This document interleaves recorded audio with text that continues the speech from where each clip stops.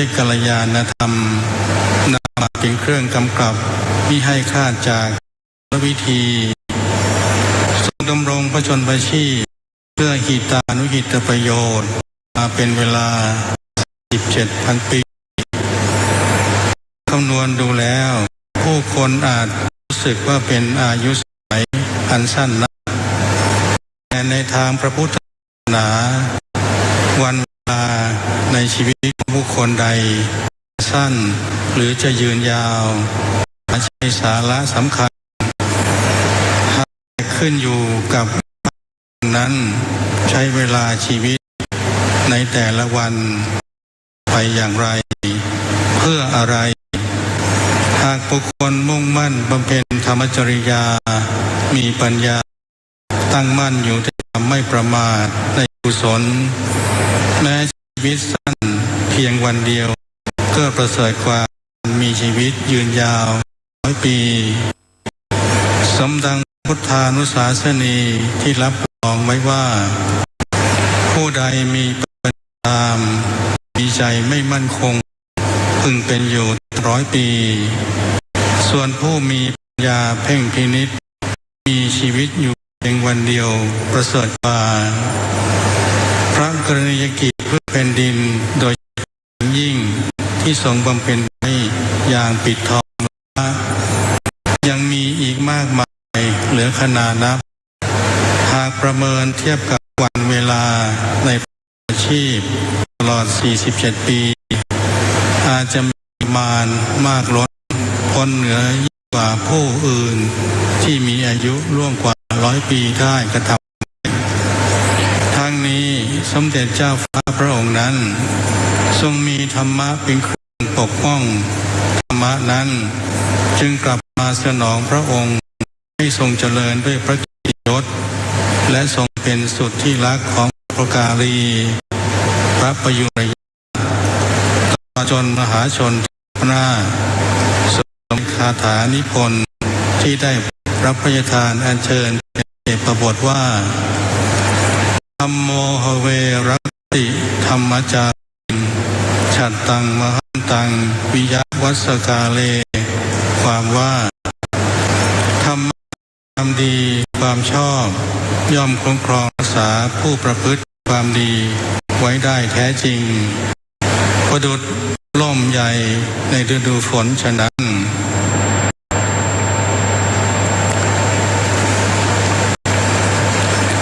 พระเจ้าลูกเธอฟ้าพระองค์นั้นทรงรู้จักหนทางหาความสงบว่าฤทัยด้วยธรรมะเช่นเสด็จทรงปฏิบัติราชการประจำนับตะวันออกเฉียงเหนือก็แสวงหาโอกาสไปสนทนาธรรมกับพระสุปฏิปันโนซึ่งมีอยู่มากในพระเป็นเนืองเหตุฉะนี้พระเจ้าลูกเธอเจ้าฟ้าพระองค์นั้นทรงสามารถดำรงพระอัตตกิตปฏิบัติและปรตปฏิบัติเป็นผลสำเร็จก็นึงได้ฉัตรใหญ่จากทินโทษไว้คอยกลางกั้นกันแดดฝนจึงทรงประสบความเย็นโดยธรรมะได้ตลอดมาปรารภพระกุศลจริยาสัมมาปฏิบัติและพระประการอันไพศาลที่พระราชทานไว้แก่บ้านเมืองชนี้สมเด็จบรมบพิตรพระราชสมภารเจ้าผู้ทรงพระคุณอันประเสริฐจึงทรงพระกรุณาโปรดเกล้าโปรดกระหม่อมสถาปนาพระเกียรติยศยกจากเบญจพรรณเสวตฉัตรตามพระอิสริยยศเจ้าฟ้าให้เสริมพระบารมีสูงยิ่งขึ้นเป็นพระสัพพดลเสวตฉัตร7 ชั้นตามขัตติราชประเพณีนับเป็นพระเกียรติยิ่งใหญ่จากปรากฏจารึกจดไว้ในประวัติศาสตร์ชาติไทยไปชั่วกาลนานนับแต่แรกทรงพระประชวร4 ปีก่อนสมเด็จบรมบพิตรพระราชสมภารเจ้าทั้ง2 พระองค์และพระบรมวงศานุวงศ์ตลอดจนพระสุค กรทั่วหน้าต่างรู้สึกวิตกหวั่นไหวและห่วงหาอาทรสิ้นพระชนเองตามธรรมชาติตามธรรมดาเมื่อวันพฤหัสบดีที่11 มิถุนายน พุทธศักราช 2569 นับนั้นจนวันนี้เสียงสรรเสริญพระเกียรติภาพและถ้อยคำจารึกความทรงจำนั้นอันแสดงพระจริยวัตรงดงามของสมเด็จสมความเป็นเจ้าฟ้าหาที่เสื่อมทราลงไม่หากยังคงกระจรกระจายขยายไปในสาธารณชนด้วยมนโทมนัสอาดูลและแสนเสียดายเมื่อลึกขึ้นได้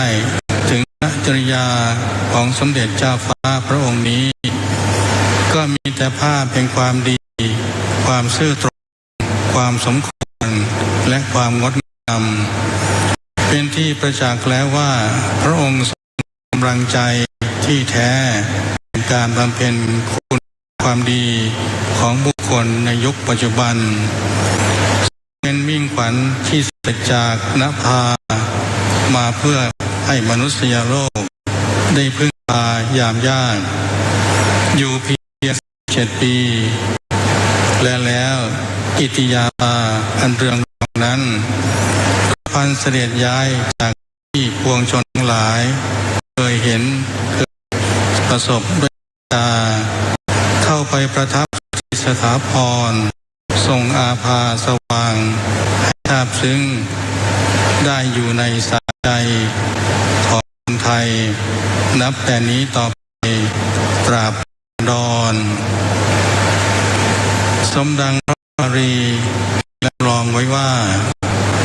โยธรรมจารีเยนะวาจายะอุดเตตสาอิเทวนังอสังสันติเตจะสเกปโมดติความว่ามีปกติประพฤติธรรมด้วยกายวาจาใจบัณฑิตทั้งหลายย่อมสรรเสริญผู้นั้นในโลกนี้นั่นเทียวผู้นั้นละโลกนี้ไปแล้วย่อมบันเทิงในสวรรค์ดังนี้อิมินากตุญเยนะโดยอำนาจพระราชกุศลทักษิณากิจอันสมเด็จบพิตรพระสมภารเจ้าทรงพระคุณอันประเสริฐพระราชอุทิศทานณวานการสิ้นพระชนจงอำนวยอิทธิวิบากวิบุญมนุญญผลแด่สมเด็จเจ้าลูกเธอเจ้าฟ้าพัชรกิติยาภาเป็นธิราเทพดีกรมหลวงราชสารินีสิริพัฒน์มหาวชรราชธิดาตามควรแก่พระกษัตริย์ในสัมภรายภพสมพระราชปรารภอุทิศพระราชทานทุกประการณที่สุดแห่งพระธรรมเทศนาพระสงฆ์จตุรวรรคจะขอรับการสวดคาถาธรรมบรรยายเพื่อบูรณ์พระอภิมาธรรมฉลองพระศรัทธาพระทะในการสั่งสมพระบารมีให้ทวีสืบไปรับพระราชทานถวายนาพระธรรมเทศนาในฉัตรโตภายุติลงด้วยประการฉนี้ขอถวายพระพร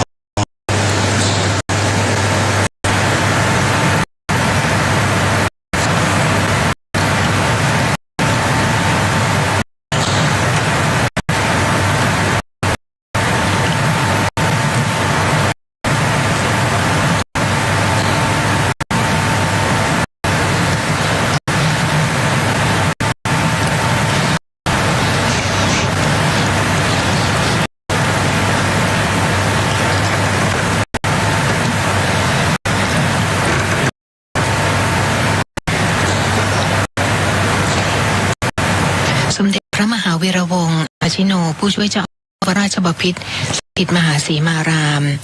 ได้ถวายศีลและถวายพระธรรมเทศนาจบแล้วนะคะซึ่งเป็นพระธรรมเทศนาฉัตโตปมกถา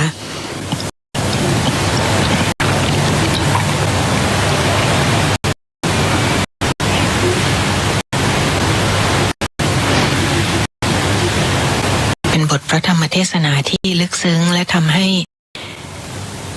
ผู้ที่ได้รับชมรับฟังอยู่ในเวลานี้นะคะได้น้อมสำนึกในพระกรุณาธิคุณของสมเด็จพระเจ้าลูกเธอเจ้าฟ้าพัชรกิติยาภาราเทพพยวดีกรมหลวงราชสานีสิริพัฒน์มหาวัชรราชธิดา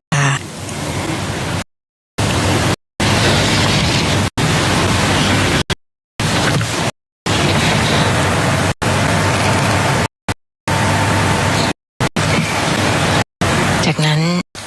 สมเด็จพระมหาวีระวงศ์ได้ลงมานั่งยังอาสงนะคะ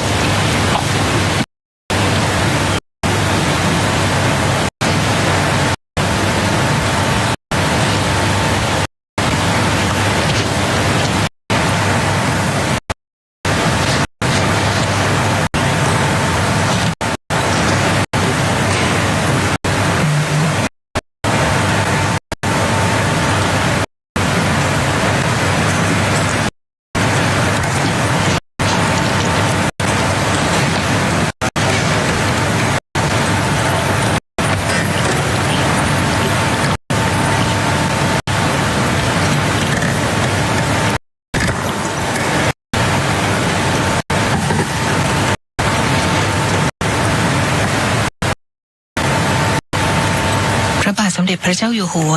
ทรงพระดำเนินไปทรงจุดธูปเทียนเครื่องบูชากระบะมุกที่หน้าพระสงฆ์สวดธรรมคาถาค่ะ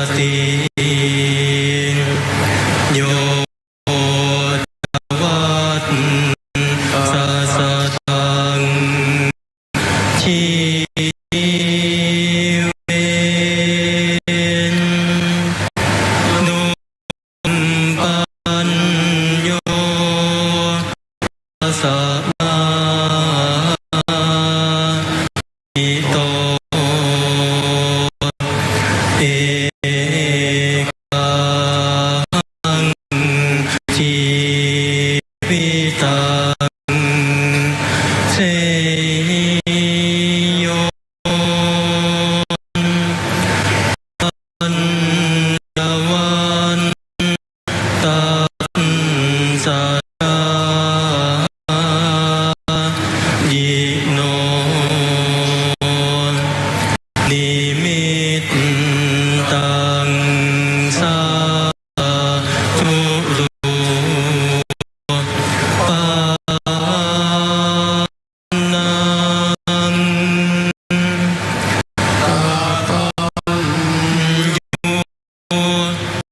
ตะเวดิตาตัดสมาสันโตสัพปุริ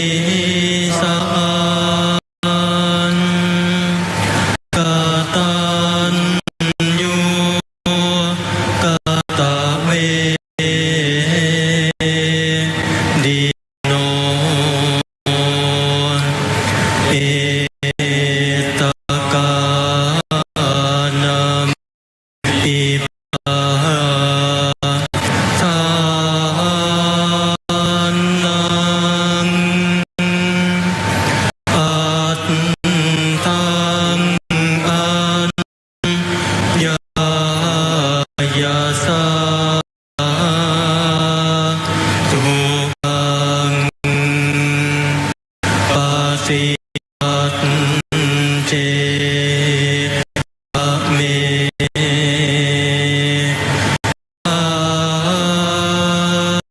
วินอโมหังชีวิตังยะถาน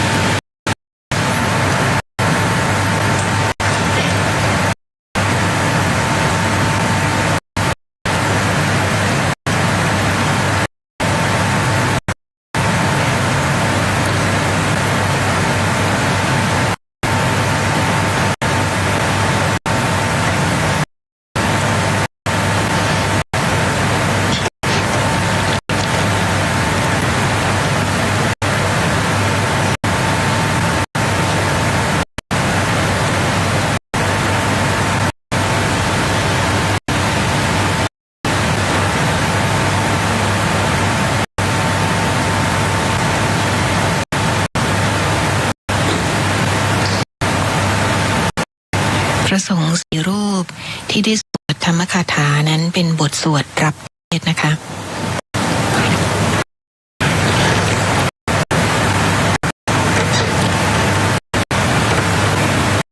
จากนั้นพระบาทสมเด็จเจ้าอยู่หัวทรงพระดำเนินไปประเคนจตุปัจจัยธรรมบูชากันเทศน์ค่ะ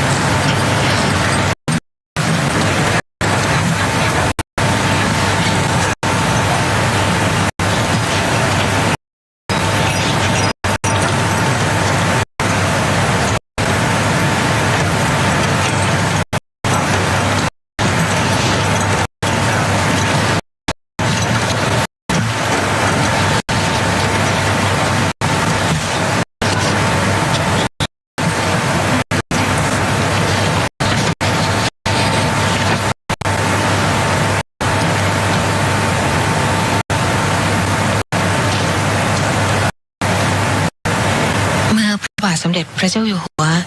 ทรงประเคนจตุปัจจัยทายธรรมบูชากันเทศน์และประทับพระราชอาณาแล้วเจ้าพนักงานได้ลาดพระปูสายโยงค่ะเป็นผ้าที่โยงจากโกฏทองใหญ่นะคะไปยังอาสงโดยจะมีตัวรองรับเป็นสายที่หนึ่งไปเชื่อมกับพระปูสายโยงอีกหนึ่งสำรับหรือสายที่สองที่วางอยู่บนพานทองสองชั้นที่ต้นอาสงสำหรับทรงทอดผ้าไตรพระสงฆ์สดับปกรณ์ค่ะ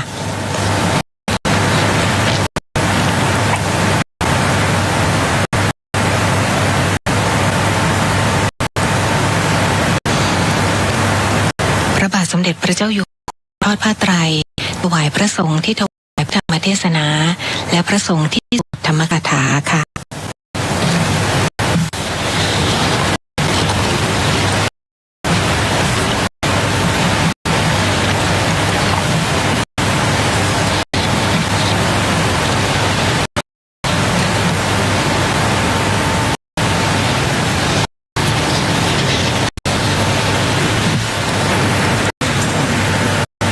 ตสังฆาสาอุปาดวะยะธรรมโนอุปาชิตวานิตุเตเตสังอุปสมโมสุโขเตสัตตามะสันติจามะริงสุตมะติสเตตเทวะหังมติสามินัตติเมตสังสโย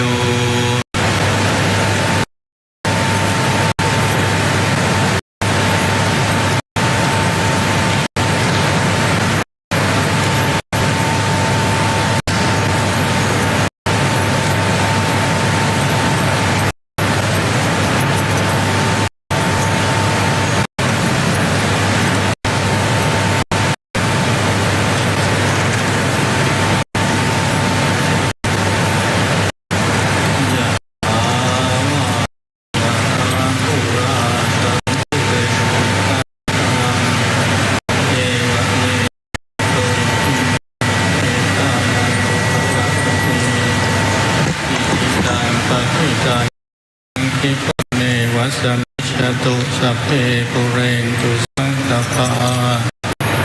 จันโทปนรสโสยถามณิโชติรสโสยถาปิโยวิวัจจันตุสัมภโรโควินาศตุมาเตภวะสุขีภิกายุโกภวสัมปิติโยวิวัจจันตุสัพพโรโควินาศตุมาเตภวะตวันตโยสุขีภิกายุโกภวสัมปิติโยวิวัจจันตุสัพพโรโควินาศตุมาเตภวะตวันตโยสุขีภิกายุโกภวะอภิวันติเมเมจังวุฒาปัจจายโนจัตตารโอธรรมวัฏฏติอายุวันโนสุขังภาลังอดาสิเมอากาสิเมยาติมิตาสกขาจเมเอตานังกัจขินังกัจฉาปุเพกะมนุสรังนาอิรุนังวาโสโกวายาวันยาริเทวนานาตังเตตานามัฏฐายาเอวังติทันติยาตโยอายัญจักโขทินานินาสังฆมิสุปฏิกิตาดิคารตังอิตายาสายทานาโสปตัปปสิโอญาติธรรมโมจายังนิทัสสิโตเตตานะโพชาจักตาอุราราบาลัญจะภิกขุนะมนุปดินังตุมเหหิปุญญังปัสสุตังอนากันติอติเลกวัสตังชีตุอติเรกวัสตังชีวตุอติเรกวัสตังชีวตุทีคายุโกโหตุอโรโกโหทีคายุโกโหตุอโรโกโหตุ มหาราชาสัพพรมราชินีสิทธิกิจจังสิทธิกัมมังสิทธิลาโภชโยนิจังปรเมนทมหาราชวราปรมราชินียาสหวัตุสัพพทาขอถวายพระพรสัพพังคลังราคันตุสัพพทาสัพพุทธานุภาเวนัสธาโสทิภวันตุเตภวัตุสัพพมังคลังราคันตุสัพพวัตาสัพพธรรมานุภาเวนัสธาโสทิภวันตุเตภวัตุสัพพมังคลังราคันตุสัพพเทวตาสัพพสังฆานุภาเวนัสธาโสทิภวันตุเตขอถวายพระพรเจริญพระราชสิริสวัสดิพัฒนมงคลพระชนมพรรษทุกประการจงมีแด่สมเด็จพระบพิตรพระราชสมภารเจ้าทั้งสองพระองค์ผู้ทรงพระคุณอันประเสริฐเวลาสมควรแล้วอาตมาภาพทั้งปวงขอถวายพระพรลาแด่สมเด็จพระบพิตรพระราชสมภารเจ้าทั้งสองพระองค์ผู้ทรงพระคุณอันประเสริฐขอถวายพระพร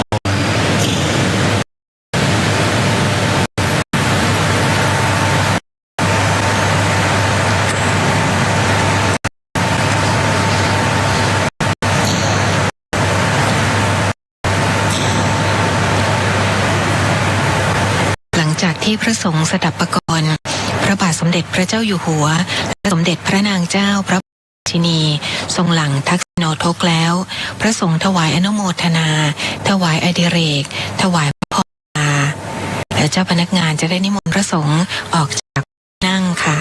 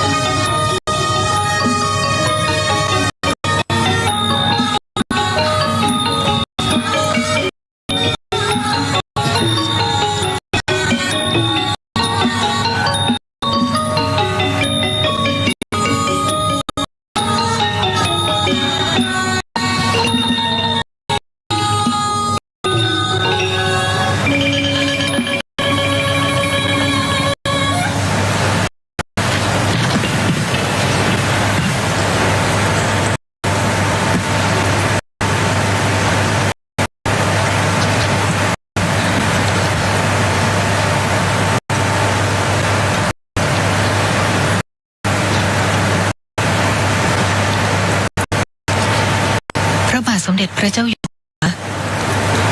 ทรงพระดำเนินไปที่หน้าเครื่องนมัสการทรงกราบทรงรับการถวายความเคารพของผู้มาเฝ้าทูลละอองธุลีพระบาท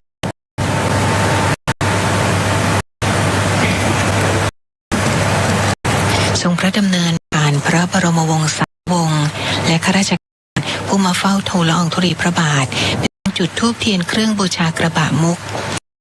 เตียงพระพิธีธรรมสวดพระพิธรรมด้านตะวันออกด้านตะวันตกของพระที่พิมานรัตยา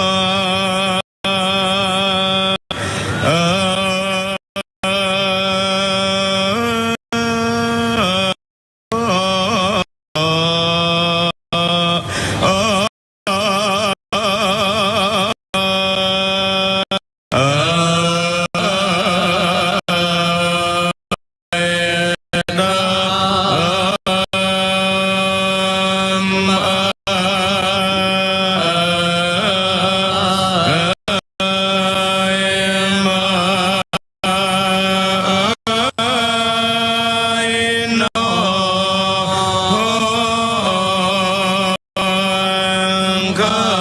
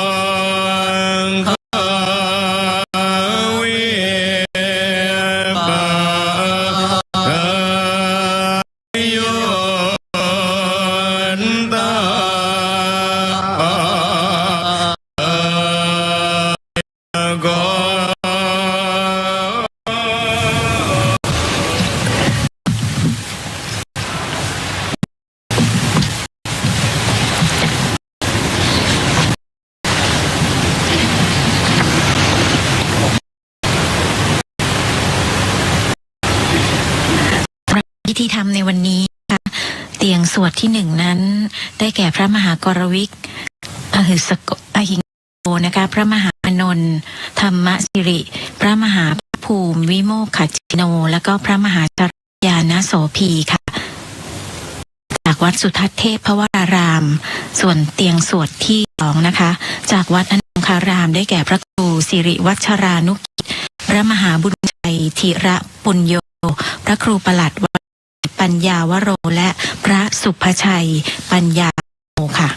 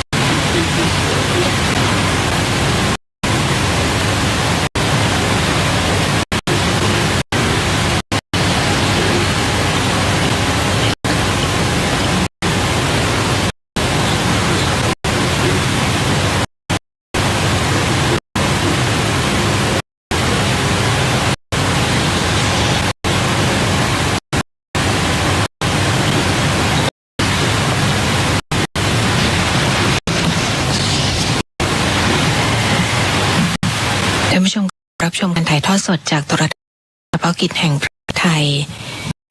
ในการพระบาทสมเด็จพระเจ้าอยู่หัว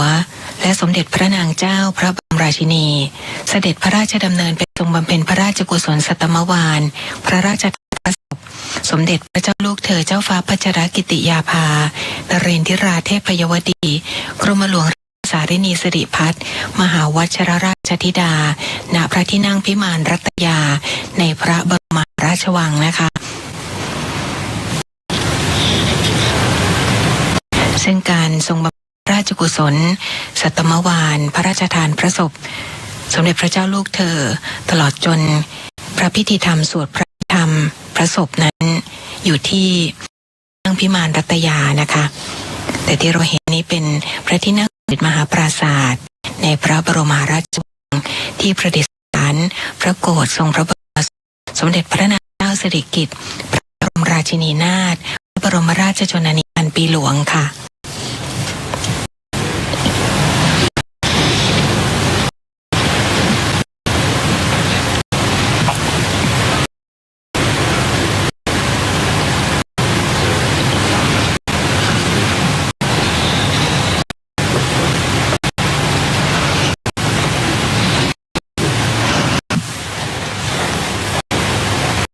และนี่ก็เป็นภาพภายนอกของพระมหาปราสาทในพระบรมมหาราชวังนะคะพระที่นั่งดุสิตปราสาทที่ประดิษฐานบรมศพสมเด็จพระบรมราชชนนีพันปีหลวงค่ะซึ่งตั้งอยู่ทางทิศตะวันตกของพระราชฐานชั้นกลางพระบรมมหาราชวังนะคะซึ่งพระบาทสมเด็จพระพุทธยอดฟ้าจุฬาโลกมหาราชทรง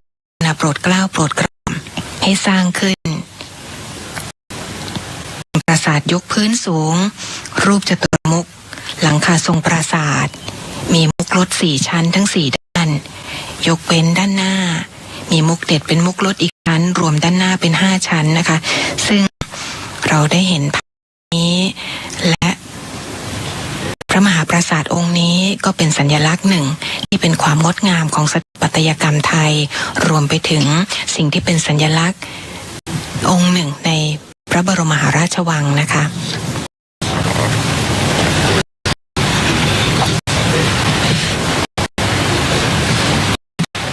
สำหรับประชาชนนะคะที่อยากจะเข้ามาถวายสักการะพระศพนะคะพระบาทสมเด็จพระเจ้าอยู่หัวประทานพระบรมราชานุญาตให้ประชาชนเข้าถวายสักการะพระศพณพระที่นั่งพิมานรัตยาภายพระราชพิธีทรงบำเพ็ญพระราชกุศลครบ15วันทุกวันเวลา 9 นาฬิกาถึง 21 นาฬิกาเริ่มตั้งแต่วันเสาร์ที่ 27 มิถุนายน พุทธศักราช 2569 นะคะและพระราชทานพระบรมราชานุญาตให้ราชสกุลราชินีกุลคณะองคมนตรี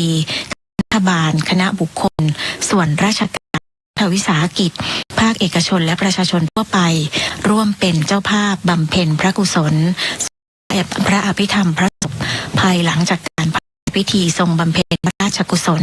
ครบ100 วันค่ะ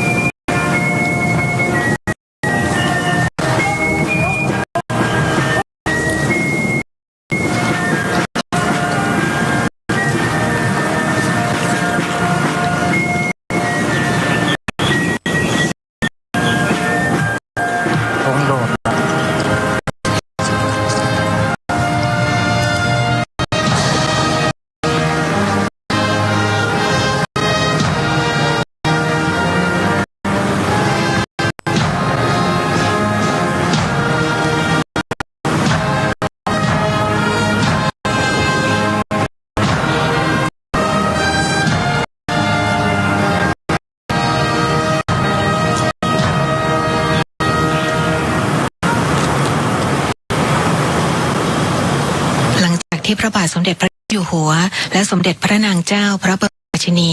พร้อมด้วยพระบรมวงศานุวงศ์ได้ถวายราชสักการะพระบรมศพสมเด็จพระนางเจ้าสิริพระบรมราชินีนาถพระบรมราชชนนีพันปีหลวง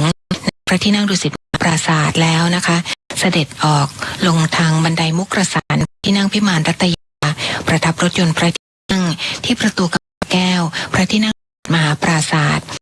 เสด็จพระราชดำเนินพระที่นั่งอัมพรสถานพระราชวังดุสิตกองทหารเกียรติยศเคารพดุริยางค์บรรเลงเพลงสรรเสริญพระบารมีค่ะท่านผู้ชมคะในโอกาสนี้พระบาทสมเด็จพระเจ้าอยู่หัวทรงพระกรุณาเกล้าโปรดกระหม่อมให้พิมพ์หนังสือการประดิษฐานพระโกฐณพระที่นั่งพิมานรัตยาพระบรมราชวังแก่ผู้มาร่วมงานเนื่องในโอกาสทรงบำเพ็ญพระราชกุศลสัตมวาท7 วันพระราชทานพระศพสมเด็จพระเจ้าลูกเธอเจ้าฟ้าพัชรกิติยาภานเรนทิราเทพยวดีกรมหลวงราชสารีสิริพัฒน์มหาวรราชธิดาด้วยค่ะสำหรับการถ่ายทอดสดพระบาทสมเด็จพระเจ้าอยู่หัวและสมเด็จพระนางเจ้าราชินีเสด็จพระราชดำเนินทรงบำเพ็ญพระราชกุศลสัตมวาทพระราชทานพระศพสมเด็จพระเจ้าลูกเธอเจ้าฟ้ากิติยาภานเรนทิราเทพยวดีกรมหลวงราชสารินีสิริพัฒน์มหาวัชระราชธิดาณพระที่นั่งพิมานรัตยาพระบรมมหาราชวังวันนี้มาถึงช่วงสุดท้ายแล้วนะคะโดยโทรทัศน์การเฉพาะกิจคุณผู้บรรยายภาษาไทยได้คุณสายสวรรค์ขยันยิ่งและดิฉันอารยาสุวิเศษศักดิ์รวมทั้งผู้บรรยายภาคภาษาอังกฤษร้อยเอกนายแพทย์ยุทธมยลาภขอลาท่านผู้ชมไปก่อนสวัสดีค่ะสวัสดีค่ะ